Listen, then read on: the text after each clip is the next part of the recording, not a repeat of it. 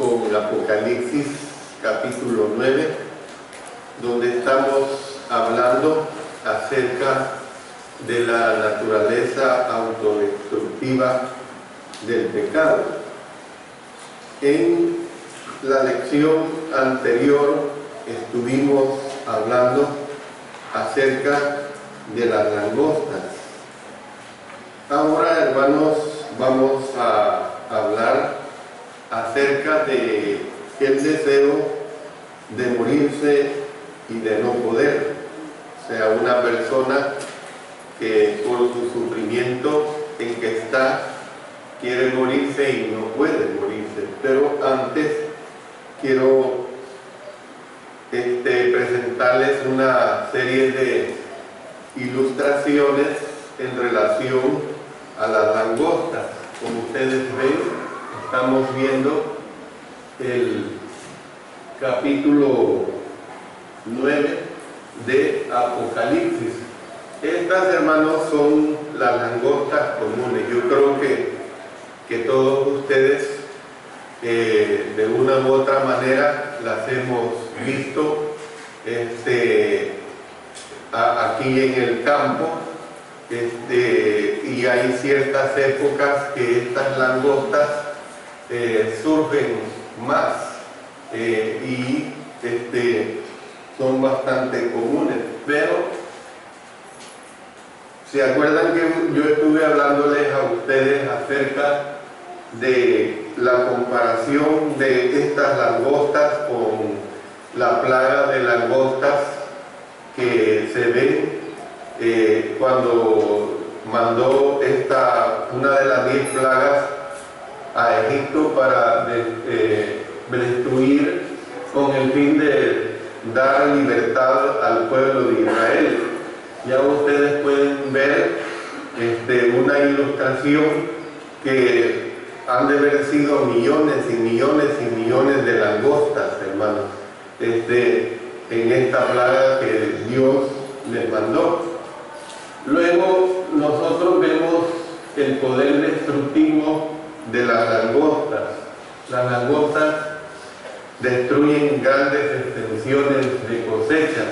Es algo verdaderamente sorprendente, hermanos, cómo es que como son millones de langostas, cómo es que realmente hacen una destrucción verdaderamente enorme. Tenemos la ilustración de un campo que está arrasado totalmente. Sus cultivos han sido arrasados totalmente por estas langostas.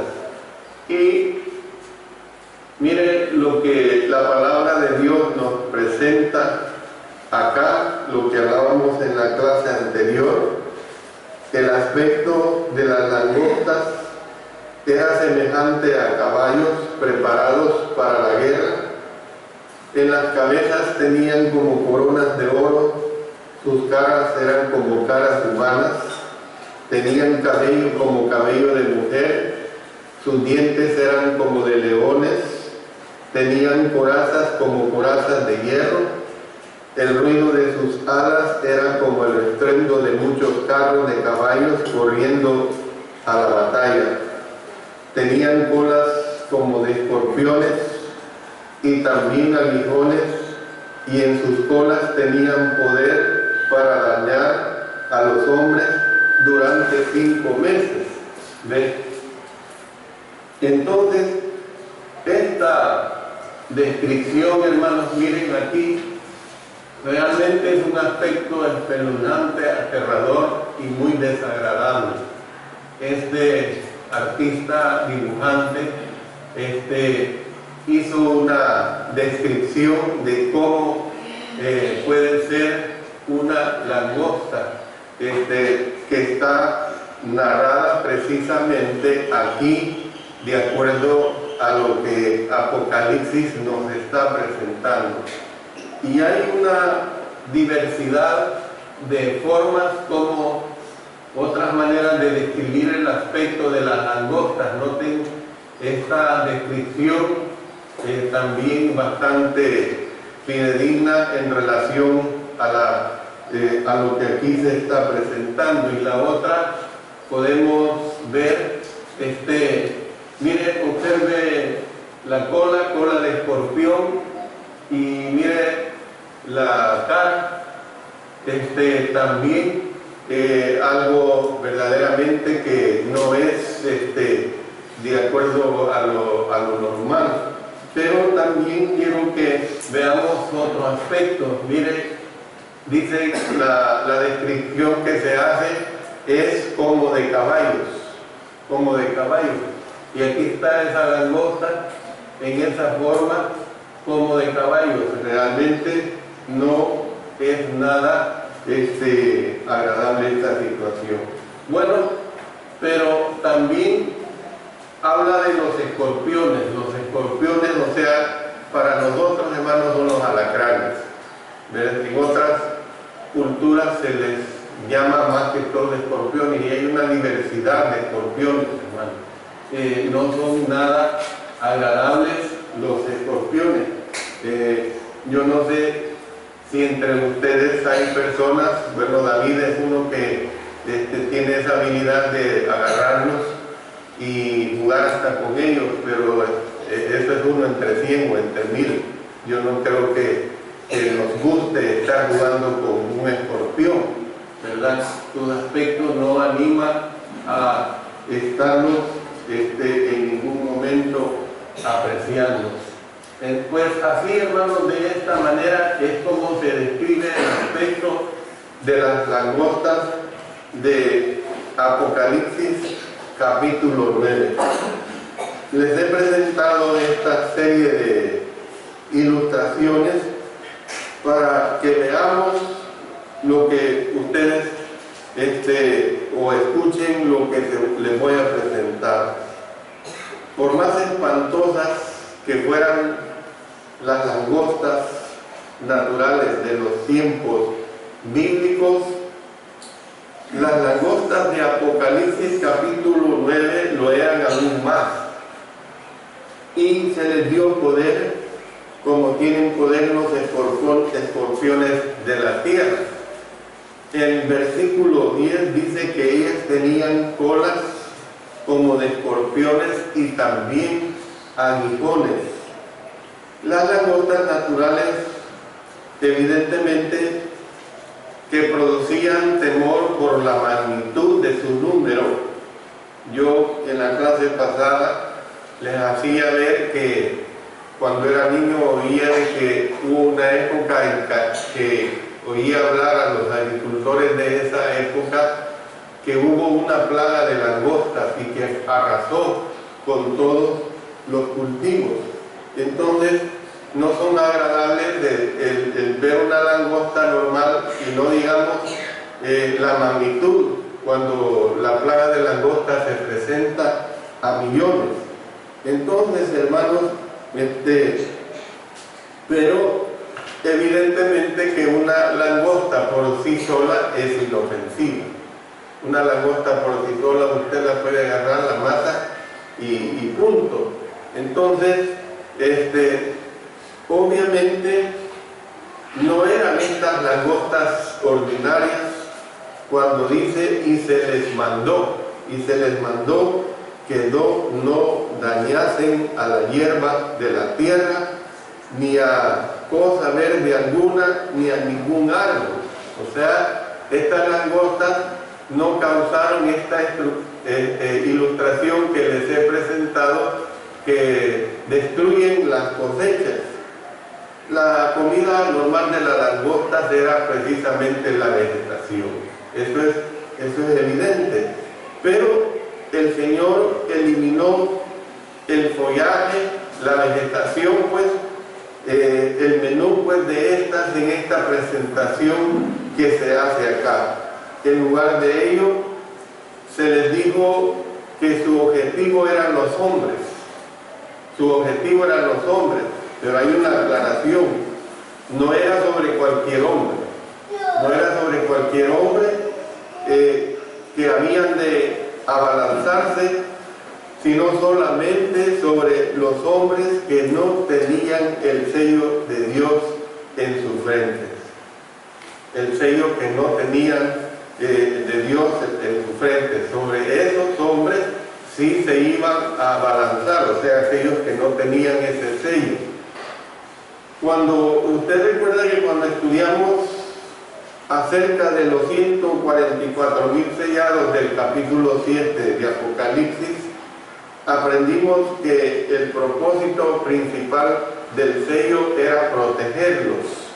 Bueno, el texto que estamos estudiando ahora da un ejemplo de la protección de que goza el pueblo de Dios. Un ejemplo de la protección de que goza el pueblo de Dios.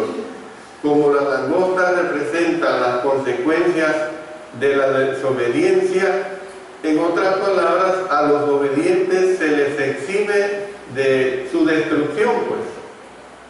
A los que estaban siendo obedientes al Señor, las langostas no les iban a causar daño. Entonces nosotros podemos ver que la gravedad del daño que va a ser infligido a los que no tienen el sello se describe en estos versículos.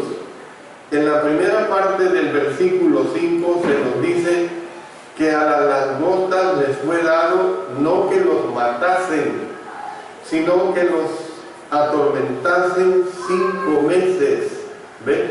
Ahí lo dice al final del versículo 10. Era un tormento de 5 meses. ¿Cuántos días son 5 meses? Poniendo como base el número 30, ¿cuánto es 5 por 3? 18, 180 días. Hombre, 180 días, no, 5 por 3 es 15, 150 días. ¿Ve? Entonces, 150 días, hermanos, es verdaderamente un tiempo largo. Más adelante, en una parte de los hombres habrían de ser muertos. Noten lo que dice el versículo 20, y los otros hombres que no fueron muertos, o sea que sí, iban a haber hombres muertos. Con estas plagas, dice, ni aún así se arrepintieron de las obras de sus manos, ni dejaron de adorar a los demonios y a las imágenes de oro, de plata, de bronce, de piedra y de madera, las cuales no pueden ver, ni oír, ni andar. O sea, aquí se está dando un mensaje, pues, como es que a pesar de la gravedad infligida por las langostas, aún así no se arrepintieron. ¿Cuál es el mensaje que se transmite para la actualidad? Que hay personas que por más mensajes y mensajes y mensajes que se les presente de la palabra de Dios nunca obedecen, no ablandan su corazón. Entonces esta situación era una situación verdaderamente clara. La tortura, hermanos, es algo duro. Cuando dice que iban a causar daño por 5 meses, 150 días, es algo verdaderamente duro. La tortura no es nada agradable. Todo tipo de tortura, por pequeña que sea, es horrible. Ayer platicaba con un hermano que en los tiempos de la guerra fue un soldado del ejército, y cuenta él que por haber desobedecido una orden le pusieron un castigo de 30 días y lo metieron en una especie de calabozo, y parado en esa especie de calabozo estrecho caía una gota de agua en su cabeza. Dice que eso es lo más horrible, lo más. Él no podía aguantar y le suplicó a un superior que le quitara ese castigo a los 15 días.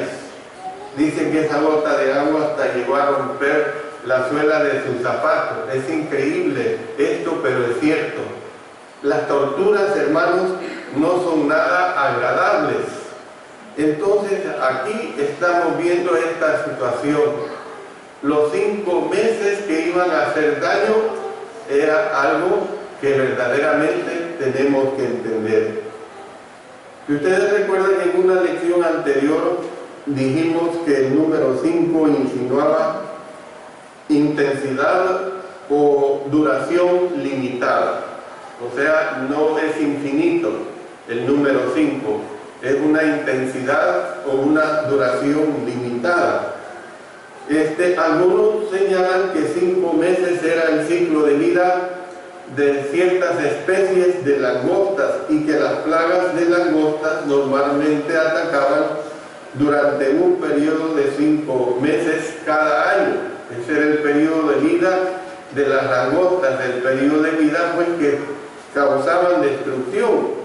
Y en este pasaje es probable que el único propósito de la expresión que leemos, 5 meses, sea el de subrayar el hecho de que Dios limitó la acción de las langostas, dando a entender pues que si no lo hacía así, habrían sido destruidos todos los que no eran cristianos. Entonces, ¿qué es lo que vemos? Además, algunos hablan de que aquí hay un mensaje en el sentido de que el tiempo para arrepentirse es limitado. Si bien es cierto que Dios es misericordioso, pero también hay que entender que la misericordia de Dios tiene su límite. Entonces, si la misericordia de Dios tiene su límite, hay que entender que el tiempo para arrepentirse es limitado.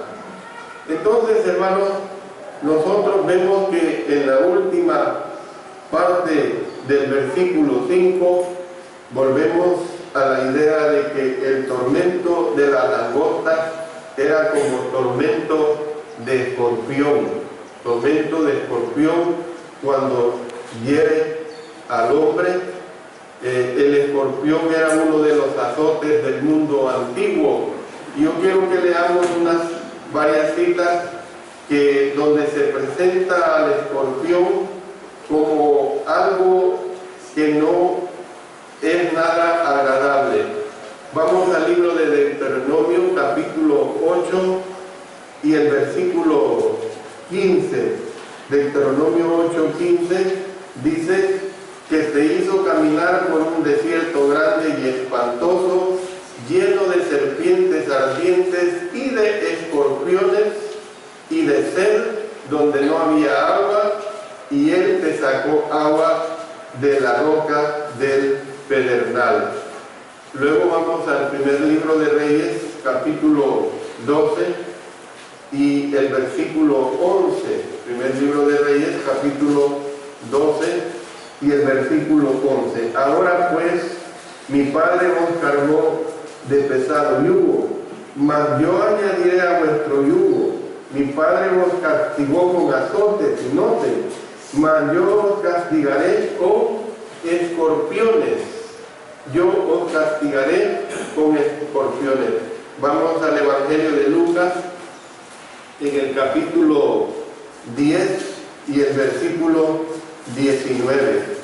Dice: he aquí os doy potestad de hollar serpientes y escorpiones, y sobre toda fuerza del enemigo, y nada os dañará. Más adelante, capítulo 11, verso 12: o si le pide un huevo, le dará un escorpión. ¿Ve? No es nada agradable esta situación.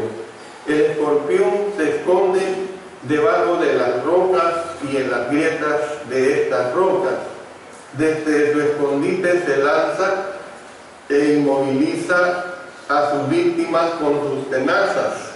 Luego, con su cola con punta de aguijón, se dice que da un latigazo hacia adelante, inyectando el veneno a las personas, inyectando el veneno a sus prisioneros, en este caso a estas personas desobedientes que estaban siendo castigadas precisamente porque no tenían la marca. ¿Ven? A las criaturas pequeñas las mata, las paraliza con su veneno. La picadura rara vez es mortal para los humanos, pero es una picadura extremadamente dolorosa. Yo creo que nunca he pasado, ni deseo pasar por esa mala experiencia, pero a varios de ustedes sí les ha picado un escorpión o un alacrán, y verdaderamente es una picadura, según se describe, como algo verdaderamente muy doloroso.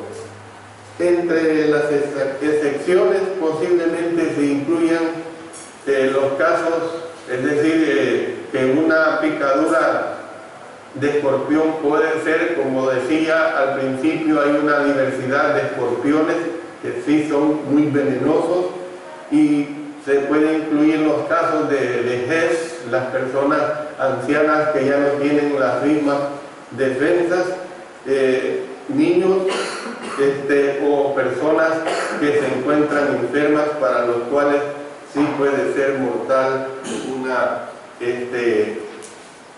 picadura de escorpión. Es verdaderamente dolorosa. Entonces, hasta cierto punto podemos entender el sentido del versículo que sigue, hermanos. Miren lo que dice el versículo 6.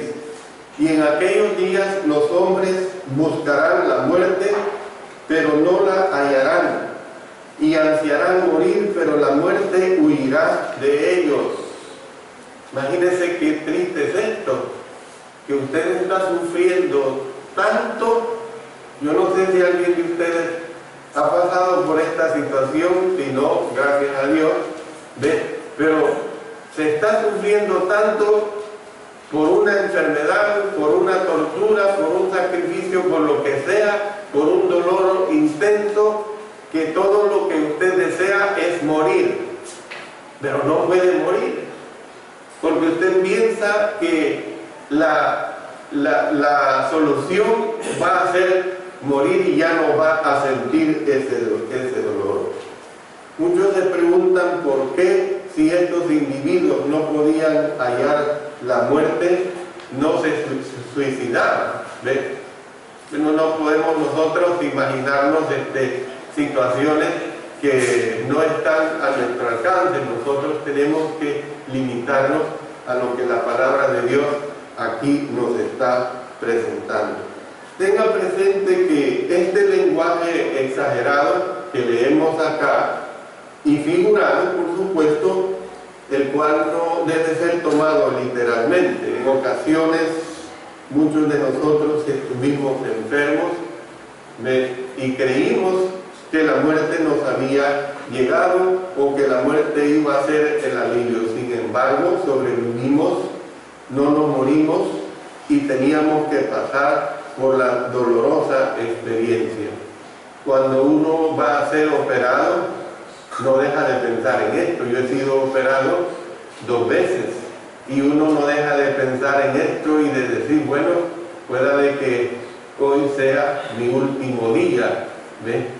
Gracias a Dios, en mi caso, las 2 veces el Señor me ha sacado avante de esta situación. Esto es lo que el versículo 6, hermanos, está diciendo.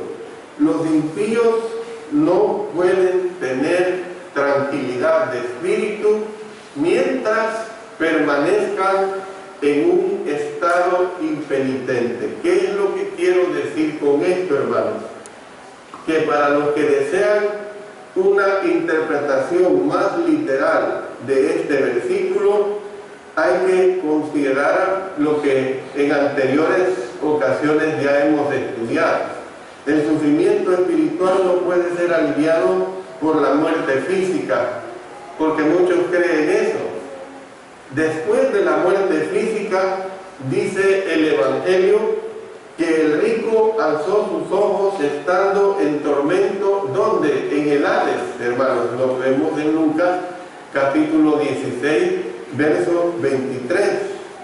Entonces, cuando una persona muere sin Cristo, el tormento después de la muerte será infinitamente mayor que el tormento experimentado en vida. Es una realidad, hermanos, no es un invento mío, es lo que dice la palabra de nuestro Dios. Es mentira que va a descansar una persona infiel o una persona desobediente a la voluntad de nuestro Señor, porque habiendo tenido oportunidad de haber obedecido, no lo quiso hacer. Entonces, hermanos, el objetivo primordial del versículo 6 es hacer ver que el pecador invariablemente sufre en esta vida, sufrimiento para el cual no puede hallar alivio que no sea el de volverse a Dios completamente arrepentido. Es la única manera como se halla el alivio en nuestro Dios. Nuestra hermana Zaida ha pasado al frente por su pecado y ella ha pasado arrepentida por su pecado. ¿Cuál pecado? Eso no nos importa, eso no nos interesa, Dios lo sabe. ¿Ve? Pero es la única forma como ella ha encontrado alivio. ¿Ve? Cuando uno se arrepiente, y esta era la situación que aquí se presentaba en aquel tiempo. Para algunos, tal dolor incluye la angustia de la conciencia. Y el apóstol Pablo expresó la angustia de una conciencia culpable y lo tenemos ahí en Romanos capítulo 7. Vamos a consultar, hermanos, en Romanos capítulo 7 y vamos a leer los versos 17 hasta el 24, donde se da una descripción vívida de esta situación. De manera que ya no soy yo quien hace aquello, sino el pecado que mora en mí. Y yo sé que en mí, esto es, en mi carne, no mora el bien, porque el querer el bien está en mí, pero el no hacerlo. Porque no hago el bien que quiero, sino el mal que no quiero, eso hago. Y si hago lo que no quiero, ya no lo hago yo, sino el pecado que mora en mí. Así que, queriendo yo hacer el bien, hallo esta ley, que el mal está en mí. Porque según el hombre interior me deleito en la ley de Dios, pero veo otra ley en mis miembros que se revela contra la ley de mi mente y que me lleva cautivo a la ley del pecado que está en mis miembros. Miserable de mí, ¿quién me librará de este cuerpo de muerte? Gracias doy a Dios por Jesucristo, Señor nuestro. Así que yo mismo con la mente sirvo a la ley de Dios, más con la carne a la ley del pecado. Hay una serie de descripciones en relación al pecado. Y es que, en primer lugar, voy a mencionar al menos 5 de ellas. El peso de la culpa, el tormento de la conciencia que se da por el pecado. Cuando usted peca, usted siente culpa. Cuando usted peca, usted siente tormento de su conciencia. Siente la angustia de mentiras que se recuerdan. El sangrado enconoso de la traición adúltera cuando se ha caído en la situación del adulterio. Se siente la situación de los incansables e interminables remordimientos del fuero interno de uno.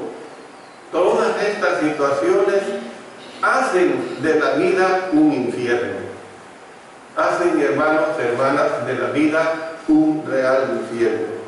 Entonces, cuando pensamos en esta clase de tormento, se recuerda el dolor de Judas, hermanos. El dolor de Judas cuando se dio cuenta de lo que había hecho al traicionar al Señor Jesús. Si usted desea tener idea del trágico resultado, pues, que produce una conciencia realmente atormentada, Imagínense el cuerpo de Judas colgado de una cuerda hinchándose al sol del mediodía. Miren lo que dice el Evangelio de Mateo en el capítulo 27 y el versículo 5. Y arrojando las piezas de plata en el templo, salió y fue y se ahorcó. Y el libro de los Hechos, a través del escritor Lucas, nos da una información que los evangelios no nos presentan aquí en el capítulo 1. Dice en los versos 16 y 18 hasta el 18: varones hermanos, era necesario que se cumpliese la escritura en que el Espíritu Santo habló antes por boca de David acerca de Judas, que fue guía de los que prendieron a Jesús y era contado con nosotros y tenía parte en este ministerio. Este, pues, con el salario de su iniquidad adquirió un campo y cayendo de cabeza se reventó por la mitad y todas sus entrañas se derramaron. Esta fue la situación de Judas, hermano. El peso del pecado, el peso de su conciencia no lo pudo aguantar. ¿Y qué es lo que hizo? Tomó un lazo, se ahorcó y miren cuál fue su final verdaderamente horrible.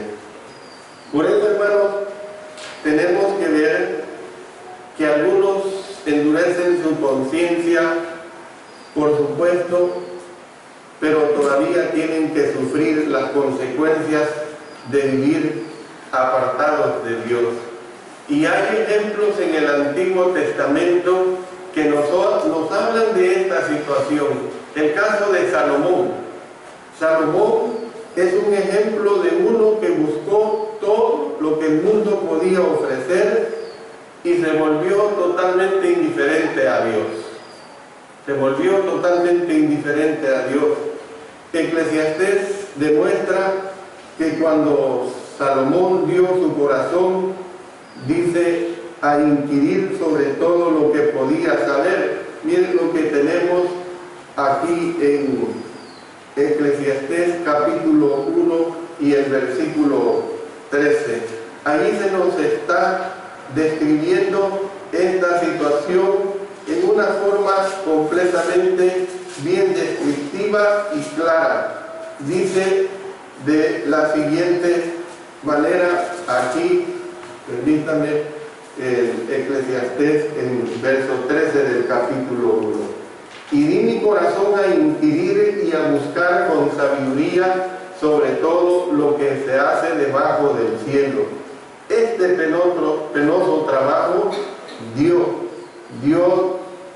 a los hijos de los hombres para que se ocupen de él. Y descubrió más adelante, miren lo que dice en el verso 18: porque en la mucha sabiduría hay mucha molestia, y quien añade ciencia, añade dolor. ¿Qué es lo que pasó? Que cuando Salomón se dedicó al placer, al final dijo, ¿de qué sirve esto? Miren lo que dice al final del versículo 2. A la risa dije, enloqueces, y al placer, ¿de qué sirve esto? ¿De qué sirve esto? Entonces, después de sus grandes logros, escribió más adelante en el versículo 11, dice, miré yo luego todas las obras que habían hecho mis manos y el trabajo que tomé para hacerlas, y he aquí, todo era vanidad y aflicción de espíritu y sin provecho debajo del sol. Cuando hubo acumulado grandes riquezas, concluyó. Más adelante dice en el verso 10 del capítulo 5, el que ama el dinero no se saciará de dinero, y el que ama el mucho tener no sacará fruto. También esto es vanidad. Hermanos, hermanas, hay cientos de ejemplos modernos nos pasan por nuestra mente, los que se pasaron su vida, por ejemplo, acumulando fortunas y que después descubrieron que las posesiones no pueden saciar el alma. ¿Cuántos banqueros hay que tienen tanta fortuna acumulada que a una temprana edad le llega una enfermedad de muerte y le llegó el último día de existencia aquí en esta tierra? Ni que dieran la mitad, ni que dieran todo lo que tienen, pueden prolongar un día más de vida. Están los que el mundo consideró que habían triunfado, pero que acabaron en la desdicha y la desilusión. Es decir, los que creyeron estar por encima de las leyes de los hombres y de las leyes de Dios, pero después descubrieron cuán dura es la verdad de este proverbio. Miren lo que dice el Proverbio capítulo 13, versículo 15. El camino de los transgresores es duro. El camino de los transgresores es completamente duro.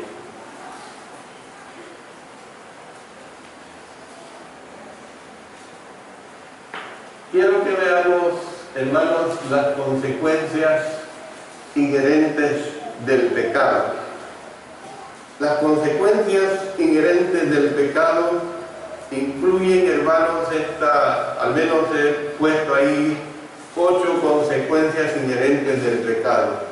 En primer lugar, la alienación de los que amamos. O sea, ¿qué es una alienación? Es cuando alguien le entorpece su mente en relación a la buena apreciación de las cosas de Dios o de una persona de Dios. Cuando le enferma su mente, eso es una situación del pecado. En segundo lugar, el deterioro mental y corporal. El pecado le deteriora mentalmente.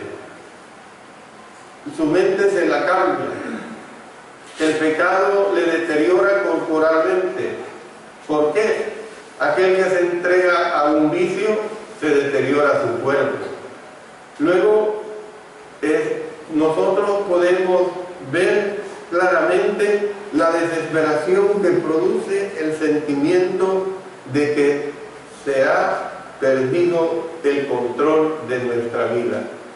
Cuando usted cae en el pecado, usted siente que ha perdido el control de su vida. No tiene control sobre su propia vida. Luego, el vacío de sentir que esto es todo lo que promete esta vida. Esto es todo lo que promete esta vida. Y luego la amargura que inunda el corazón. Cuando usted cae en pecado, usted se siente completamente amargado o amargada en el pecado. ¿Ve? Se siente completamente amargado o amargada precisamente en el pecado. La duda que nubla el juicio, o sea, cuando usted está en el pecado, para usted todo es dudoso y hace que su juicio no sea un juicio de acuerdo a la moralidad, de acuerdo a la espiritualidad, sino que va de acuerdo precisamente a sus propias maneras corruptas de pensar. El terror que consume el alma cuando las calamidades sobrevienen. Usted está en el pecado y le viene una calamidad y usted inmediatamente empieza a razonar, a pensar, esto me está pasando precisamente por el pecado en que yo me encuentro. Y por último, la tragedia de sentir que no se ha aprovechado nada. Yo le digo a usted, hermano, hermana, añada usted a la lista. Hay muchas cosas que causan precisamente el pecado. Los anteriores, hermanos, son resultados de lo que he dicho, pues son resultados que lógica y naturalmente siguen al vivir pecaminosamente hablando. Usted vive en pecado, usted se entrega al pecado y esas son las situaciones diversas que le vendrán a su vida. En esta vida, el castigo que recibimos por haber pecado, hermanos, no es tan severo como el que nos inflige el pecado mismo. El pecado mismo, el pecado que nosotros mismos hemos cometido. Todo lo que Dios tiene que hacer es dejar que los eventos sigan su curso natural y que los pecadores inevitablemente van a ser castigados. Esta es una realidad. Es una realidad de acuerdo a lo que estamos estudiando aquí en el libro de Apocalipsis. No lo tome, hermano, hermana, como datos históricos. Pasó en el primer siglo. Le sucedió a estas personas. A mí no. Tómelo para usted, para mí. Y por eso es que tenemos que tener cuidado de nuestra vida actualmente. Por eso yo les he dicho, y lo he repetido varias veces, cuando hace ya más del año empezamos el estudio del libro de Apocalipsis. Vamos a ver el estudio del libro de Apocalipsis desde el punto de vista de la aplicación a nuestras vidas actuales, a lo que nosotros somos. Dios, hermanos, no está de acuerdo con la hambruna y la muerte, pero ello es lo que obligadamente resulta cuando la gente persiste en rebelarse contra el gobierno de Él. Esto es lo que resulta, hermanos, cuando la gente se rebela contra los dictámenes espirituales, los dictámenes sagrados de parte de nuestro Dios. Hágase caso omiso a las leyes naturales de la física, y ¿qué es lo que va a pasar? Láncese usted al vacío, láncese por un acantilado y va a resultar en consecuencias nefastas. Usted no se puede lanzar desafiando a Dios, desafiando que usted puede vencer. Usted tiene que hacer caso a las leyes naturales. Violéntense las leyes morales y en el mismo instante va a venir la catástrofe. Con toda seguridad sobrevendrá el tipo de catástrofe de acuerdo a que usted ha violentado las leyes morales, no digamos las leyes espirituales. Las anteriores aflicciones, hermanos y hermanas, constituyen el resultado de no tomar en serio los mandamientos de Dios. Cuando no tomamos en serio los mandamientos de Dios, entonces va a venir esta serie de consecuencias, van a venir esta serie de aflicciones. Por eso yo le digo, en base a la palabra de nuestro Señor, tome en cuenta las advertencias que Dios nos hace para que vivamos una vida recatada, para que vivamos una vida de sujeción, para que vivamos una vida de obediencia a Él. Él no quiere que ocurran, Él no quiere que le pasen a usted, es usted que provoca que pasen en usted. Soy yo el que provoco que pasen en mí si yo me entrego al pecado. Pero mientras sigamos teniendo ese libre albedrío, esa libre decisión, esa libre determinación de hacer lo que queremos hacer, entonces sí van a pasar esas situaciones y Él las permitirá. Las permitirá porque usted tiene el raciocinio de decidir o buscar el mal o buscar el bien. Con esto termino esta clase y en las próximas clases vamos a continuar viendo otros aspectos importantes. Que el Señor nos bendiga.